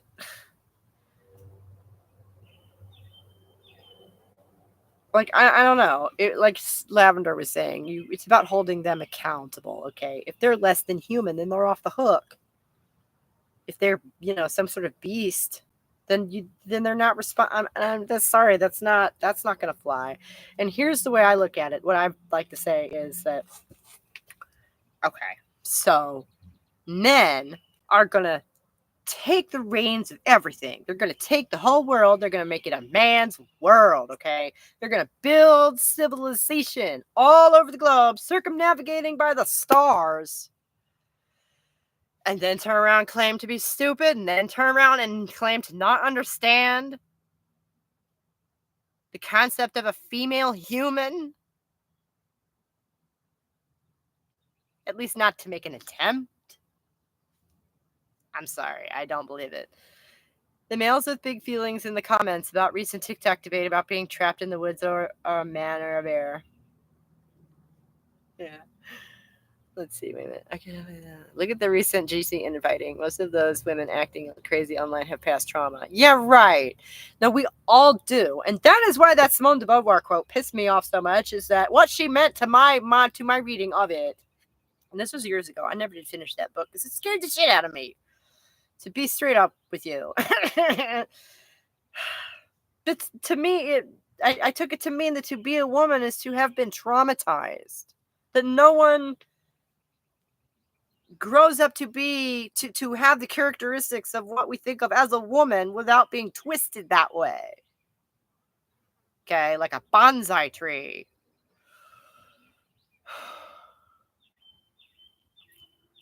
If men are inherently violent, then they're not responsible for their violence. Right. This is an argument that men created to avoid accountability centuries ago. Yeah.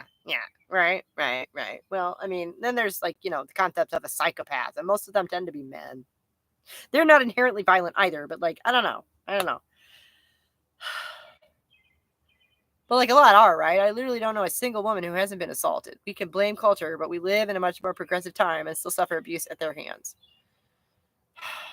Right. Hi, kitty cat. Melanie Hamlet has discussed this in great detail. Oh, concept that rape is natural was taught in academia right up until the 70s. Right. It's coming back now, and the MRA handmaidens are promoting it. Yeah. You know, I think, in a way, the TRAs are too. I don't think we should drown in our trauma, but to ignore the toll it can take when trying to generalize for our safety. Yeah. De Beauvoir was an existentialist. There is no female essence. Womanhood, not biological state of being a woman, is imposed on us by society. Right. Right. From the existentialist perspective, you create yourself through your choices and your actions. You assign meaning to a meaningless world. Which, like, creating yourself through your choices and your actions is literally neuroscience. That's called growing up. That's how that works. That's literally how that works.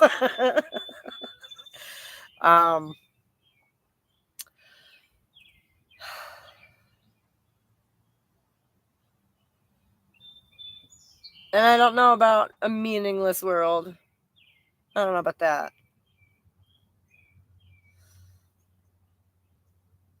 I think we have a tendency to assign meaning to things, whether they have an inherent one or not.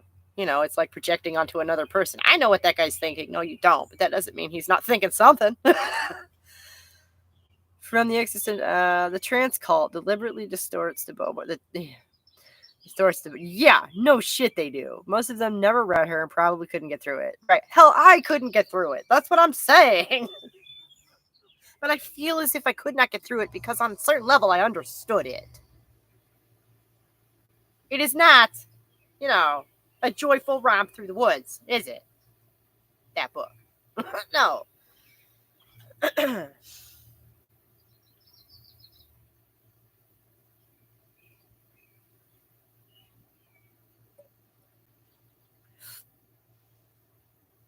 Existentialism is an aesthetic. It was bit in the 60s. Most books worth reading are a little difficult. Well, yeah. I mean, yeah. I'm not saying it's not worth reading. I'm saying that, you know, at 20, I don't think I was ready for that. You know. But a lot of what she said has been borne out. Okay. You know, and I feel that she was speaking to, you know, she was screaming for the fundamental dignity of woman as a person, of female people. That was how it came across to me. Atheist. Wait. Existentialism is atheistic. Yeah. Well, yeah. I can't claim that title for myself anymore. So, most young women can't read second wave literature. It needs to be updated and reinterpreted for them. Yeah. The Beauvoir was important to second wave. Yeah. I can see that, yeah.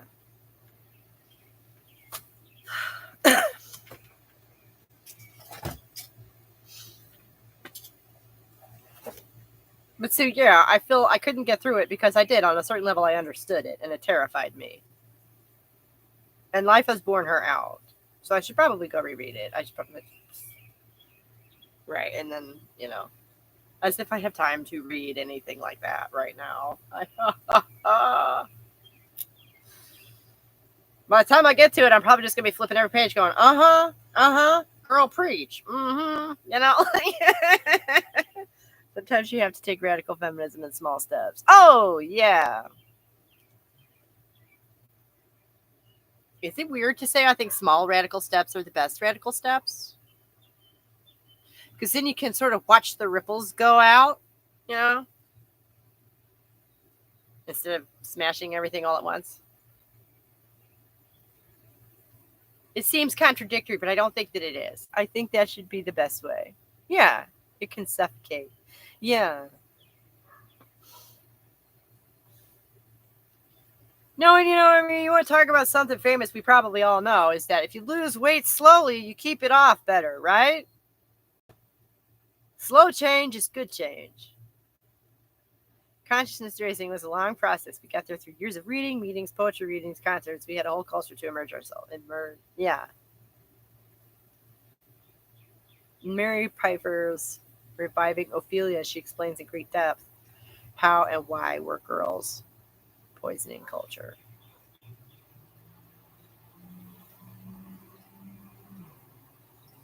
Y'all make a reading list to share, please. Ooh, that's a good idea. You guys have so many good recommendations, and I'm never gonna get to them all. Oh my goodness. I feel a bit remiss, truly, that I haven't read, everything. Nowhere near. I try to have a passing familiarity with someone and their work, but yes, I would love a reading list. Yeah, right? Yeah. I should start something on the community kit page and you guys can comment or something maybe.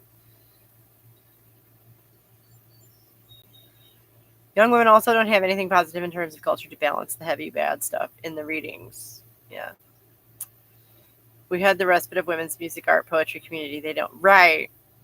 Boy, they had to snuff that out quick, huh? By the time I was old enough and with it enough and wise enough to want to have anything to do with any of that, it was gone. How funny. Oh.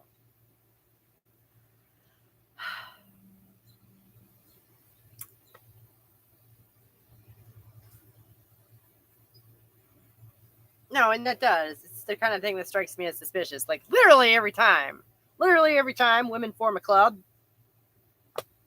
that doesn't last. And it's not because women are not good leaders, is it? It's not because women are incompetent. That's not why. Ask England, right? Come on.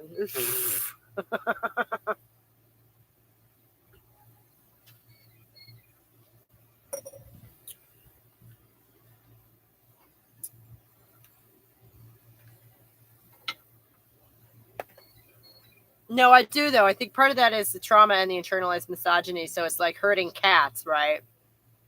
I hate to say it that way, but I feel it is evocative and memorable in that, getting a group of women together to try and work with one another as a group can be quite difficult.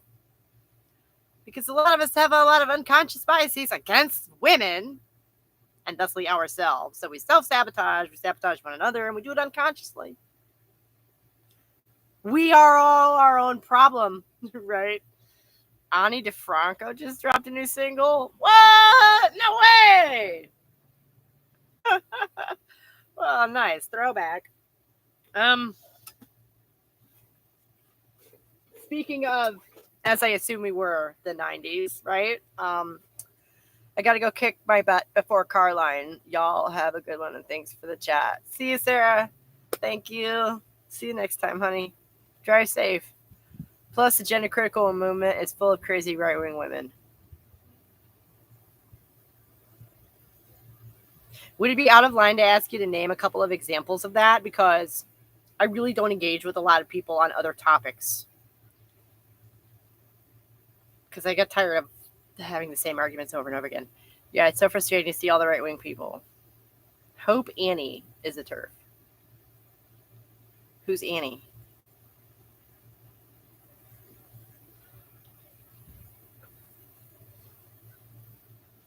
And then, to my mind, maybe it's just that, I look at someone who is saying things about the trans movement I agree with, and if they're a conservative, I do not consider them to be on my team. It's more like, oh, just stop. You're making us look bad. Stop. I could name names, but it's a long list. And I hate to ask, but just one or two examples, so I kind of get a feel for who it is you're talking about. You know what I mean? Because, like I say, I haven't necessarily been looking at it as liberal versus conservative, but I do recognize that such a distinction exists. Did they have bleach blonde hair, have a popular YouTube channel, and rage against socialism? It's your first clue. Ah, okay. Is it Posey Parker? Have a lot of neo-Nazis and conservatives too? See, there has been debate about that, which isn't good on its own. I don't know. I don't want to name names either, but there are a few that come to mind. The big four in the U.S. turned out to be right-leaning. Jennifer Brittany, Sierra Rosemary. I don't know these people. Maybe because they existed in conservative media sphere that I just don't participate in. I do not know who these people are at all. Oop, I doxed them. Yeah, all 60 people who are going to see this, watch out. Watch out for us. That's not their YouTube handles. Okay. Oh, those are 4 different people. I see. You'd be surprised who's lurking on these live chats. Yeah, it might be. That's happened before. Okay. I know Brittany and Sierra. Jennifer and Rosemary. I don't think I know who. I don't think I know them.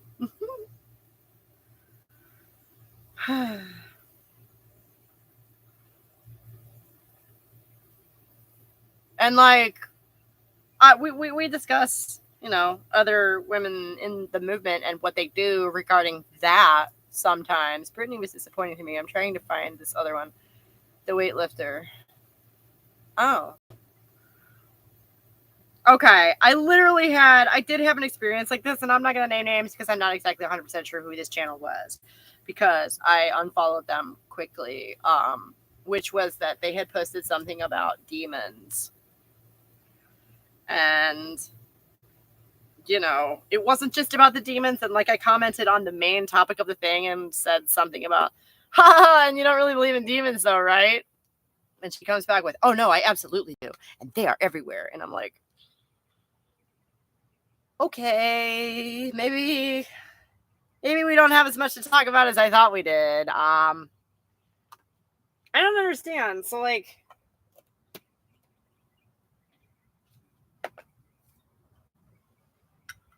is Brittany a Trumper? Is that what you're saying? Is that what I'm hearing? Because that would be kind of shocking to me. There was a 2X live about the growing lesbophobia and homophobia that named names. Okay. See, I saw that. Yes. She's a Trumper? Are you serious?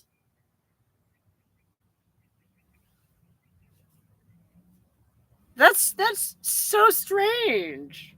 Just because it doesn't seem to fit with what I know of her at all. Oh, and then does Jennifer Bilek have this theory about how the Jews are making people trans or something?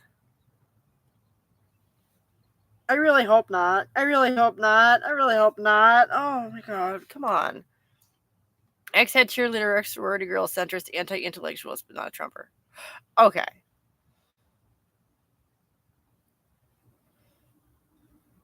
So that's not as bad as it could be. Yes, I think Brittany leans more to Trump. She despises Biden. Like, I mean, I kind of do too. That does not affect my feelings about Donald Trump whatsoever.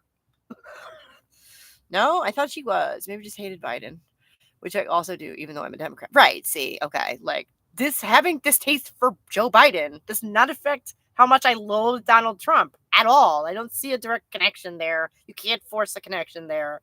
No. The problem isn't the Trumpers. Some of them are more pro-free speech than the centrists. The problem is the anti-intellectual centrists, who are really lib femmes, but imagine themselves to be rad femmes. Ooh, that's a weird one. The problem is women who refuse to read and are proud of it. Ooh.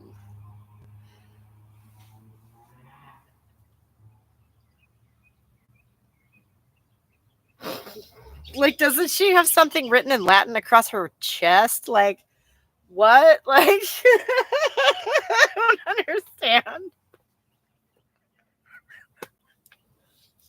That doesn't, come across as perhaps the most highbrow thing to do, but it doesn't come across as illiterate.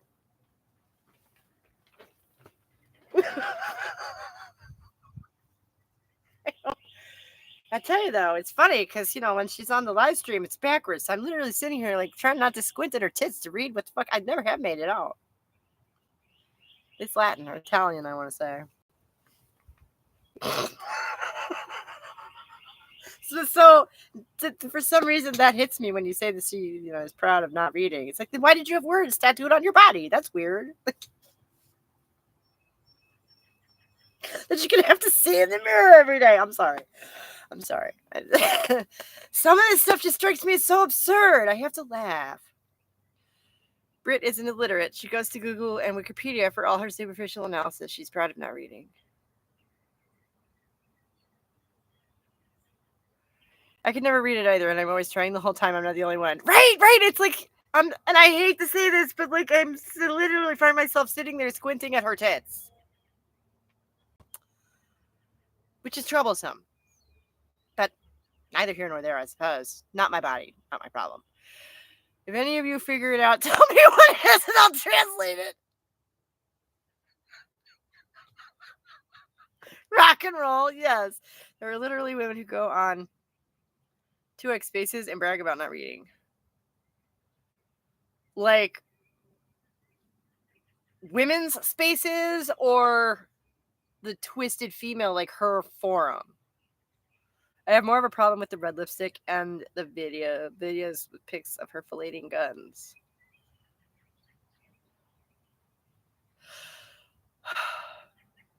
Spiky turf, just to name one. Okay. So 2x, you mean like women's forums, not her forum specifically. Why would you brag about not reading? I don't understand. There's a gang of ultras who brag about not reading. Okay, I saw something a while back. There was some blip about like ultra gender criticals or some shit like that. The ultras are devolving into a cult. And like someone told me that I qualify because I, draw the line at material reality. And I was like, okay, cool. Moving on. Like, the joys of not being on Twitter, I guess. That's the definition of anti-intellectualism. It's a political posture. Yeah. Well,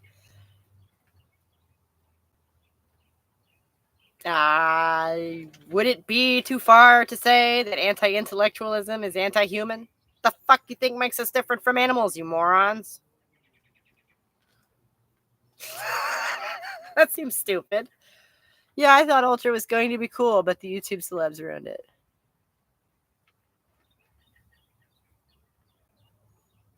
Thank you. I don't see. I don't. And like books are such a great invention. Written language? How cool is that shit? This right here, recorded media, is, like the child of that. But the original recorded media was books, right? And that is how you can transfer knowledge from one generation to another, not even necessarily to the next. You can write that shit down and leave it there for hundreds or thousands of years, okay? And transfer that knowledge to people you will never see. How amazingly powerful is that? And we're just going to dip out of that. Fuck it. No, it's cool. We don't need that. What the fuck are you saying? Stubbornly refusing to read second wave lit seems to indicate trauma to me. Okay. That stuff is a hard road to hoe, so yeah. Like I say, I'm not stubbornly refusing to read it. I simply don't. I struggle to engage with some of that stuff because, well, okay, quite frankly, honestly, personally, I just climbed out of a hole. Like I just a couple of years ago climbed out of a big giant black hole personally.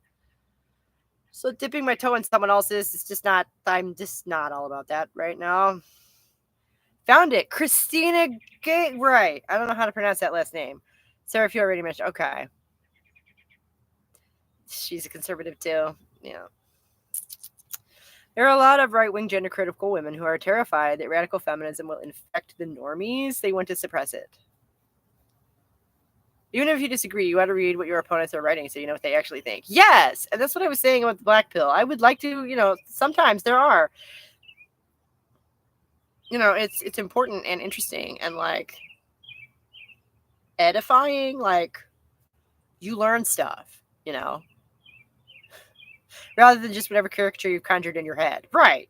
Yeah. Then you're shadow boxing. What the fuck gets accomplished that way? Nothing.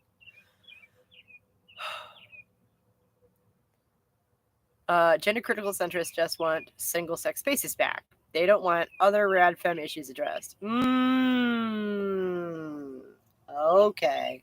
In ancient Alexandria, when a ship pulled in, they would take their books, copy them, and then return the books back to their rightful owners. Right, yeah. It was a big library they had there, so I've heard, right? The whole DAG fiasco with drunk turf chat. Let's support abusive men if they say they're not abusive. Believe all men handmaidens.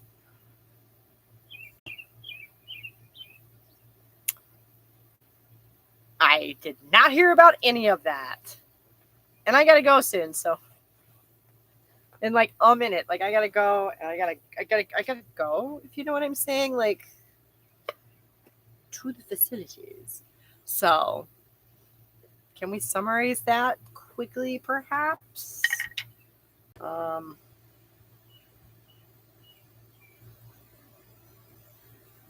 Yeah, I've heard some ultra types like Posey Parker say it's acceptable to compromise even on things like abortion if it means getting rid of trans people. Dads Against Groomers, a drunken fool who bragged about breaking a woman's nose on Geeky. I'm going to call her Geeky because I don't know. I don't know how feminists could think the trans people are a bigger threat to women than losing abortion rights. I've heard it argued that that's how this happened. Is it being distracted by that is exactly how that happened here in the States. There's a video about the demise of drunk turf chat still up. Oh. If you get a chance, head for Long Beach and Cape Disappointment. If I ever get a chance to come out there, I most definitely will. I'm not going to forget that name anytime soon. Geeky took Dads Against Groomers' side. Even Posey Parker unfollowed him. There was tons of infighting about the way the anti-DAG rad femmes expressed their outrage. Tone policing. Well, that's just, willfully missing the point, right?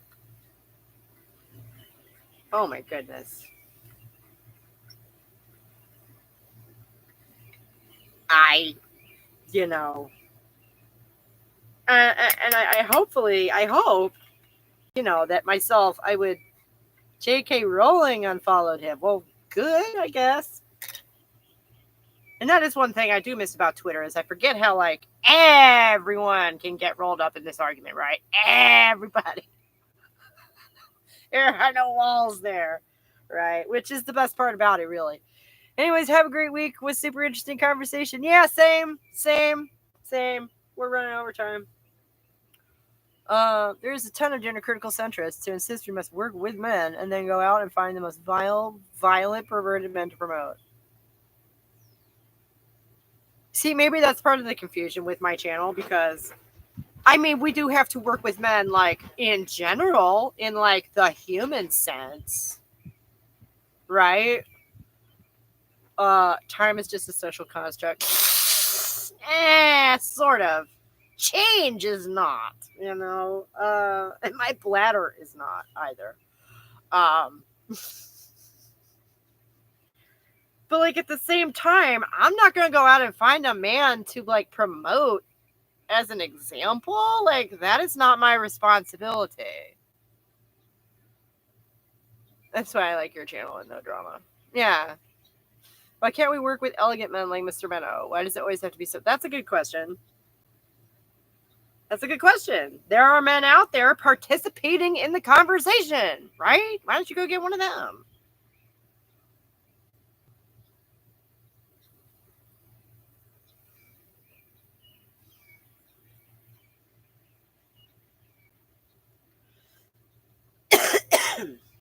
No, but so I'm not doing this, for political posturing. I'm not doing that. I'm hopeful that my motivations are grounded enough that it will help me avoid finding myself in a position where I feel compelled to defend someone like that. The bad men seem to be good at finding the bleached blondes. Well, it's almost like having bleached blonde hair is a big flag you're waving, being like, hey, bad boy, over here, baby. I mean, seriously. I learned something recently, and this was a shock to me, is that not many grown women actually have blonde hair. I'm not going to say none, and, as an actual redhead, that would be a dumb thing for me to say anyway. But apparently most adult women with hair that color is fake, which is an interesting thing. No one can explain Kiki's male approval desire. I mean, she might be able to, but I'm not going to try. That's true. Maybe she should try, with a therapist. And that, I think the internalized misogyny that we just all carry is what de Beauvoir was talking about, that you become a woman, you grow into it, it is implanted within you, it is not something that organically happens. We don't get to do that. That women are not allowed to develop organically like men are.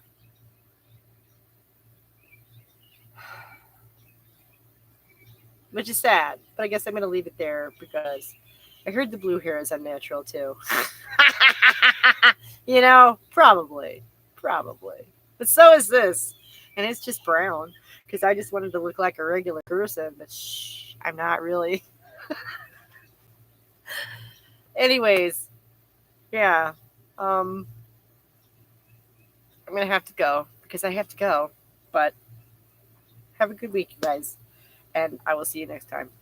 The more privileged a woman is, the more indoctrinated they must be to support patriarchy. That's from Chomsky. Well,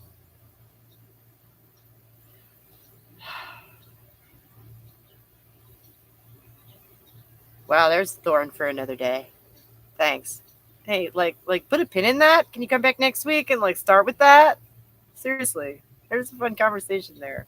Thank you for hanging with me, and I'll see you guys next week. Okay, bye.